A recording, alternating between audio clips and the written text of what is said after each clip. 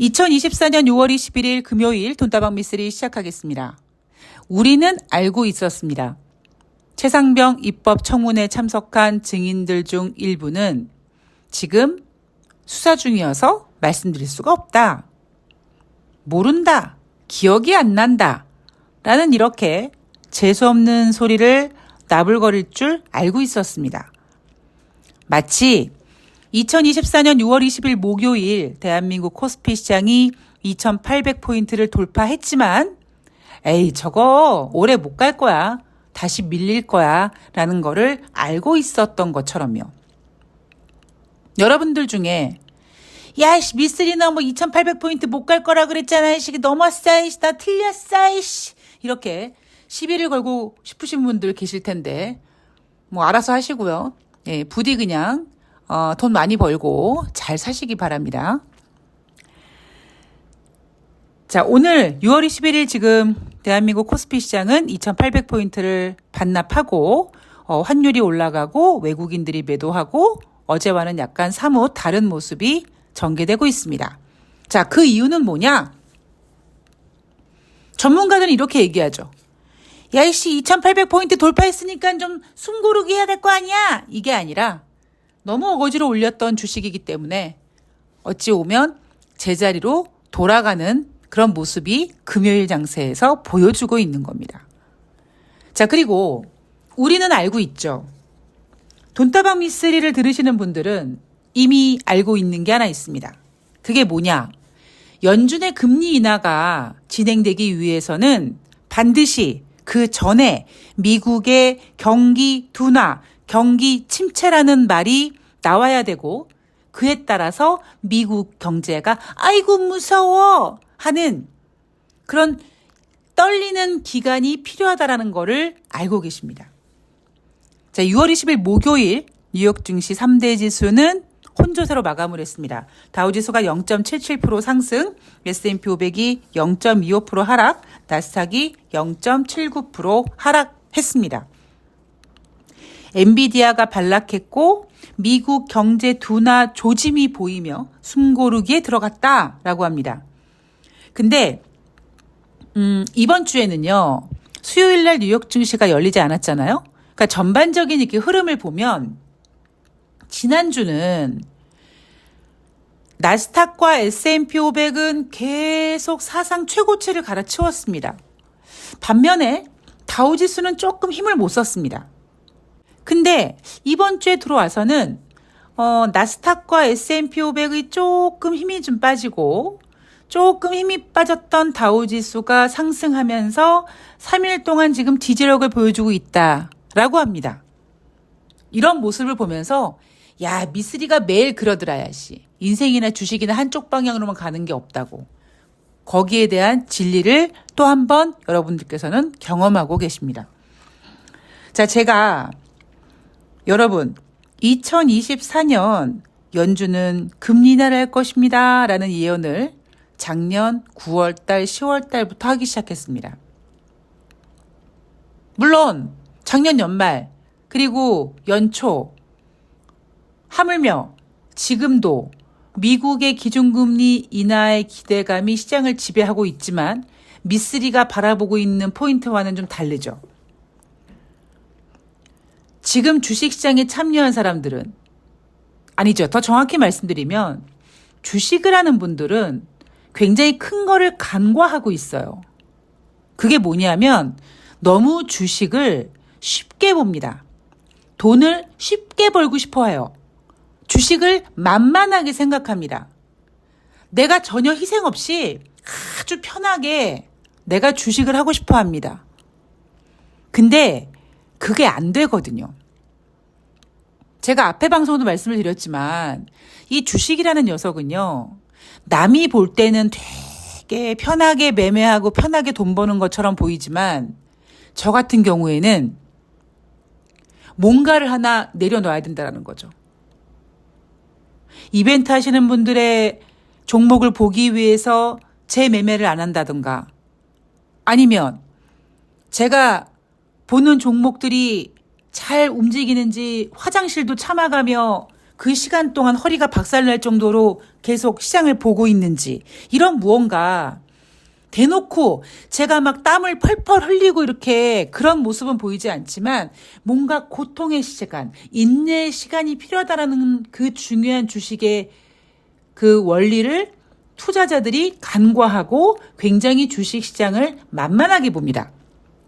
저는 그게 투자자들이 주식으로 돈을 못 버는 이유라고 생각하고요.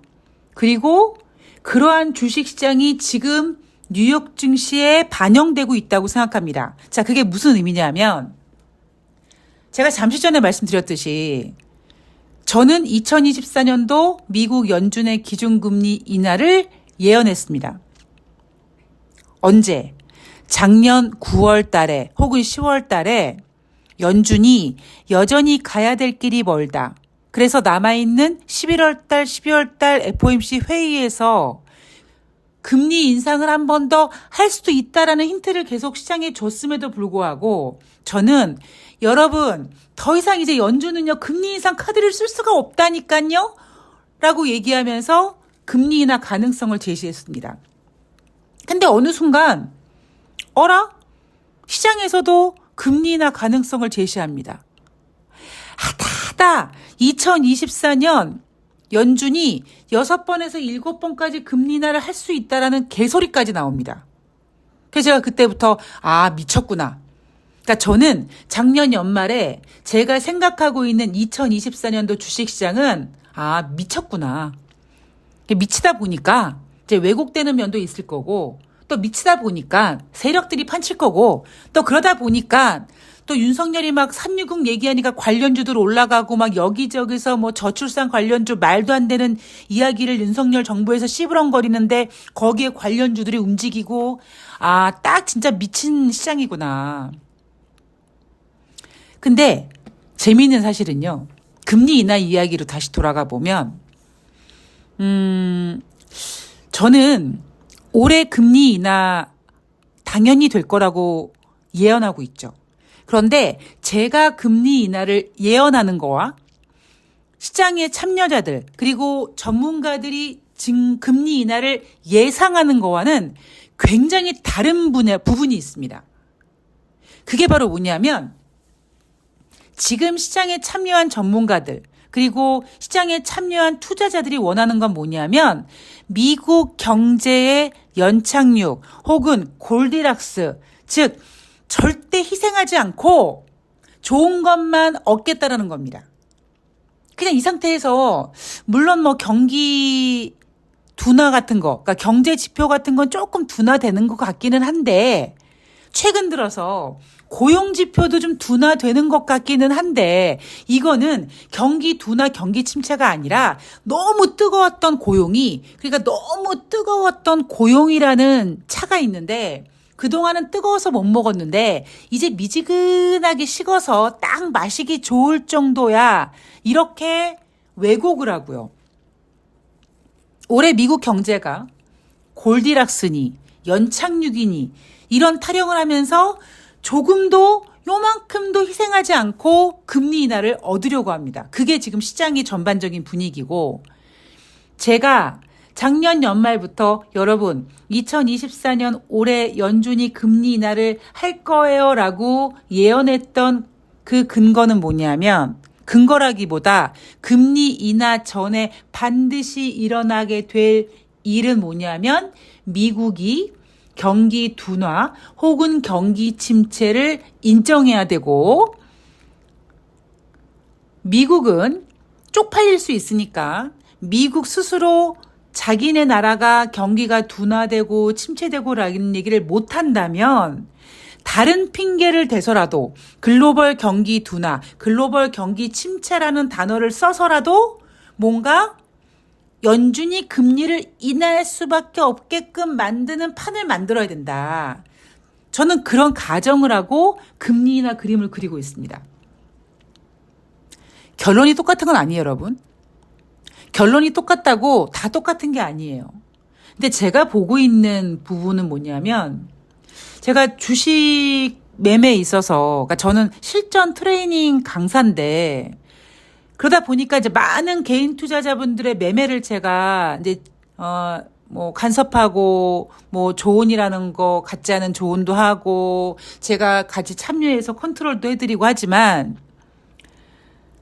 너무 정말 내가 요만큼도 잃지 않고 난 편하게 주식으로 돈을 벌었으면 좋겠어라는 생각을 가지신 개인 투자자분들이 너무 많다라는 겁니다. 그러니까 그런 분들은 주식으로 돈을 못 버는 거고요. 그래서 주식이란 99명이 한 명을 벌어먹이는 게임이다라는 말이 있는 겁니다. 자, 여하튼 다시 6월 20일 목요일 뉴욕 증시 돌아가면은요. 미국 경기 둔화 조짐이 보였다라는 말이 나옵니다. 제가 일요일 방송에서 여러분 증시 칼렌더를 보면은요. 매월 중후반으로 넘어가면 주택 관련된 지표가 발표가 됩니다. 그런데 지금 미국은 21세기 들어와서 가장 높은 수준의 모기지론 금리가 유지되고 있기 때문에 이제 그 높은 금리의 유지가 주택시장을 차갑게 만들 수 있다. 그래서 만약에 앞으로 발표되는 주택 관련된 지표가 둔화되는 모습이 보인다면 경기 둔화 혹은 더 나아가서 경기 침체에 대한 우려감이 나올 것이고 그러다 보면 자연스럽게 연준이 금리나 카드를 쓰는 것에 대해서 너무나 그냥 당연히 금리나 해야지 이런 판이 만들어질 거다라는 얘기를 해드렸습니다. 자, 왜 6월 20일 목요일 날 뉴욕 증시 마감이 혼조세였지만 전문가들이 경기 둔화 조짐이 보였다라고 얘기하는지 보면 이날 발표된 경제 지표 때문입니다. 바로 5월달 미국의 신규 주택 착공 건수인데요. 전월 대비 5.5% 감소해서 127만 7천 채 됐다고 합니다. 월가 예상은 138만 채를 예상했는데 월가 예상보다 신규 주택 착공 건수가 줄어들었죠. 이게 의미하는 게 뭡니까? 지금 미국이 높은 금리가 유지됨에 따라 점점 지갑이 가벼워지고 이자 부담이 커지고 하는구나 라는 걸 우리가 알 수 있는 거죠. 그리고 1분기 경상 적자가요. 전분기 대비 159억 달러, 7.2% 증가해서 2,376억 달러가 됐다고 합니다. 이 미국의 1분기 경상 적자도 시장 예상보다 증가된 거라고 합니다. 자, 그리고 목요일이었으니까 주간 신규 실업수당 청구 건수가 발표가 되겠죠. 제가 오늘 여기에 대해서 그동안 해왔던 내용들에 대해서 조금만 더 강조를 하자면 자, 지금 현재 주간 신규 실업수당 청구 건수 전주 대비 5,000명 감소해서 23만 8천 명입니다. 월가 예상치는 23만 5천 명인데 월가 예상보다 3천 명 더 늘어난 상태예요. 그런데 저는 예상치가 중요한 게 아니라 지난주에 24만 건이 넘어갔습니다. 근데 제가 여러분들께 뭐라고 가스라이팅을 했냐면 여러분 이 주간 신규 실업수당 청구 건수는요. 기준선이 얼마다? 30만 건이다. 그러니까 30만 건 이하가 되면요. 아무리 늘어나도 전주 대비 좀 늘어나긴 했는데 그래도 기준선이 30만 건이야. 아직까진 괜찮아 라고 얘기를 할 텐데 30만 건이 넘어가면 이게 우려가 됩니다. 그러니까 아직까지 23만 8천 명 정도 되니까 30만 명까지는 멀리 느껴질 수 있으나 돈다방 미쓰리를 청취하시는 분들이 한 가지 주목할 부분은 뭐냐면 증가폭이에요. 제가 오히려 증권사 근무할 때보다 돈다방 미쓰리를 혼자 방송하면서 미국 경제 지표에 대해서 더 깊숙이 지금 제가 들여다보고 있지 않습니까? 그리고 그 데이터들이 머릿속에 모는 종이에 그려지게 되고요. 그 증가폭, 감소폭, 그에 따라서 어떻게 시장이 반응하고 무엇이 중헌디가 이게 점점 보이기 시작하는 거예요. 아직 주간 신규 실업수당 청구 건수가 23만 8천 명 정도 되지만 뭐가 조금 쎄하냐면 그동안은 여러분 기억해 보세요. 제가 방송할 때마다 여러분 목요일이었으니까요. 주간 신규 실업수당 청구 건수가 발표가 됐는데요. 전주 대비 얼마가 어떻게 돼서 21만 건, 20만 건 막 그랬습니다. 그죠? 근데 어느 순간에 하다가 24만 건이 넘어갔어요. 이번 주는 물론 24만 건은 아니지만 23만 8천 건입니다.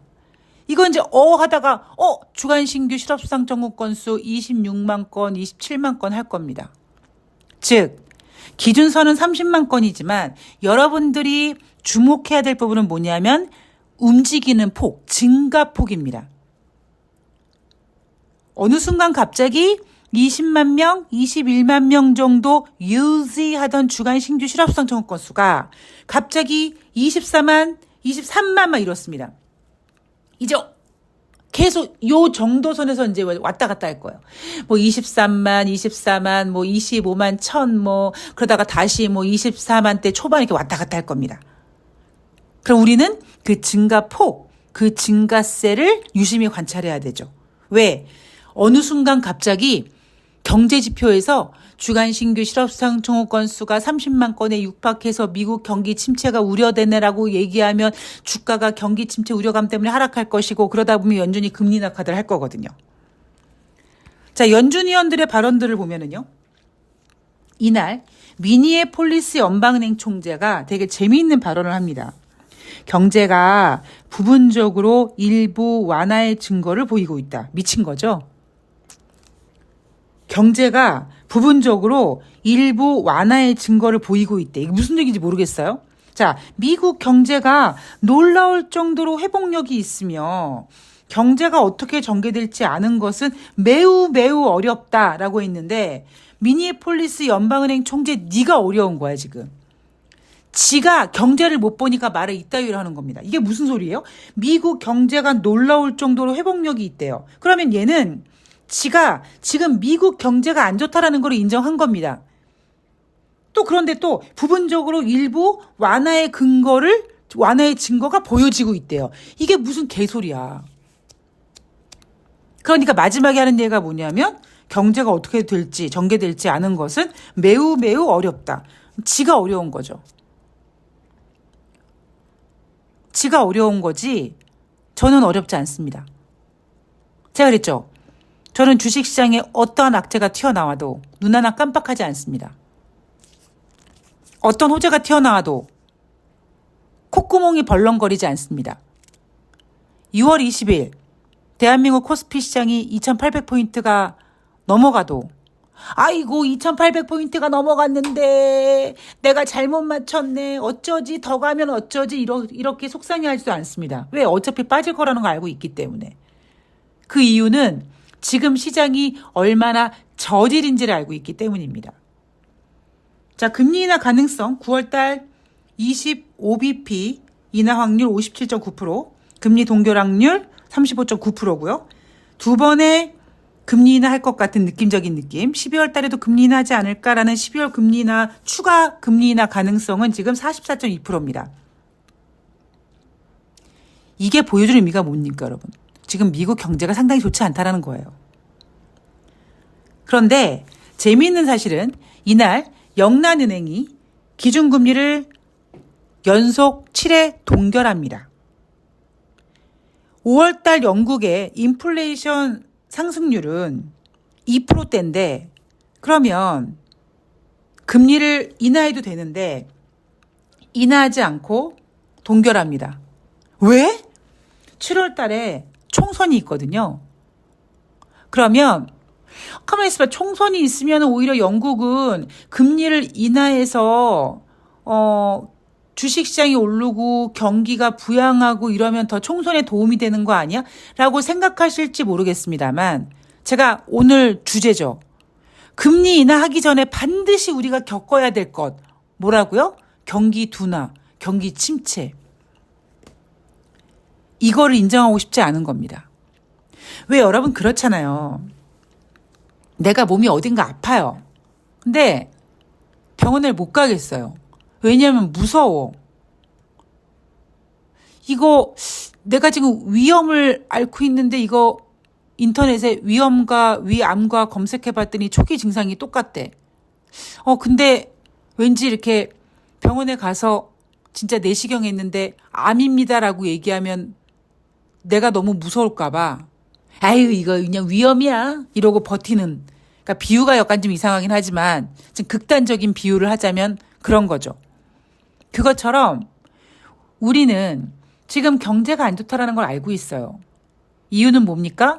2022년 하반기 제롬 파월 연준 의장이 밀린 숙제를 한꺼번에 하는 바람에 금리가 급격하게 올라갔고 과격하게 올라가서 경기 둔화가 진행이 됐고 인플레이션은 잘 잡히지 않고, 그런데 지금 인플레이션이 둔화되고 있긴 한데 그건 금리 인상 효과가 아니라 경기가 둔화되기 때문에 스태그플레이션이 잠깐 나타났다가 지금 인플레이션조차도 둔화되는 거 아니겠습니까? 다 알고 있잖아요. 근데 뭡니까? 말을 안 하잖아요. 인정하지 않잖아요. 마치 오늘 최상병 입법청문회에서 다 알고 있지 않습니까? 누구 때문에 이 일이 벌어졌는지. 그리고 통화 내역 같은 거 다 이 타임 루트를 찾아가 보면 누가 잘못했고 무엇이 문제인지 다 알고 있음에도 불구하고 딱 말을 하지 않는 거잖아요. 지금 주식시장이 똑같다고요. 그래서 사람들은 조용히 아니야 지금 경제 나쁜 거 아니야 나쁜 거 아니야 이 상태에서 그냥 이 상태로 계속 유지하다가 그냥 시장이 원하는 금리 인하 빨랑 해줘. 이거를 그리지만 삶의 어떤 진리는요. 그렇지 않더라는 거죠. 반드시 겪어야 될 일은 겪고 진실은 드러나게 되고, 금리 인하를 원해? 그럼 금리 인하를 해야 되는 그 이유를 얘기해봐. 자, 경기 둔화라고 얘기를 왜 말을 못해, 왜 말을 못하겠습니까? 11월 달에 지금 미국 대선이 있으니까 말 못하는 거잖아요. 경기 둔화 얘기가 나오지 않으면 연준 금리 인하 하기 어렵습니다. 그리고요, 금리 인하가 돼도요, 증시 올라가지 못합니다. 왜? 이미 다 반영됐기 때문에. 작년 연말부터 2024년에 금리 인하 할 거야, 6번, 7번 할 거야까지 이야기가 나왔고 그 모든 기대감이 주식시장에서 다 반영이 돼서 이미 주식시장은 금리 인하라는 이슈를 다 먹어서 다 똥까지 쌌기 때문에 마치 검사들처럼 금리 인하가 돼도 주식시장이 올라가지 못할 겁니다. 정말 시장이 되게 재밌게 돌아가고 있어요. 금리 인하가 돼도 주식시장이 올라가지 않는다. 제가 그랬죠. 여러분, 주식이란 녀석이 갖고 있는 특징 중에 하나가 뭐냐면 가장 중요한 특징이 이슈를 땡겨 쓴다. 그리고 한 가지 이슈를 오래 가지고 노는 걸 싫어한다. 여전히 투자자들은 금리 인하 하고 있지만 이미 주식시장은 금리 인하 재미없습니다. 지금 주식시장이 갖고 놀고 싶은 거는 경기 둔화예요. 그래서 경기 둔화가 자연스럽게 금리 인하까지 끌어들이는 걸 원하고, 오히려 주식시장은 겨우 25bp 금리 인하가 아니라 경기 둔화, 경기 침체를 인정하면서 한 50bp 정도 확실하게 한번 해봐. 이런 판을 기다리고 있습니다. 이게 지금 주식시장이 말해주고 있는 이야기예요. 자, 저는 오늘 최상병 입법 청문회 열심히 재밌게 보다가 점심시간을 이용해서 돈다방 미쓰리 후다닥 녹음하고, 저도 이제 뭐 간단하게 먹고 오후 청문회 계속 보면서 주식시장 계속 열심히 잘 째리고, 전 내일 방송에서 금요일 뉴욕 증시 가지고 찾아뵙도록 하겠습니다. 고맙습니다.